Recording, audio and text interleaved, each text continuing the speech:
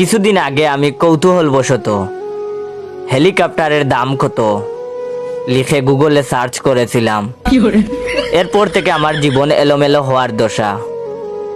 YouTube, Facebook, TikTok, Instagram, যেখানেই যাই শুধু বড়লোকি বিজ্ঞাপন।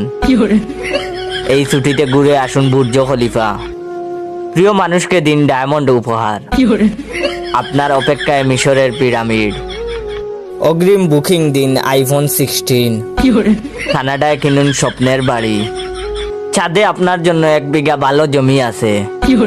কত আর সহ্য করা যায়। বিপদ থেকে উদ্ধারের উপায় তাই বের করতেই হলো।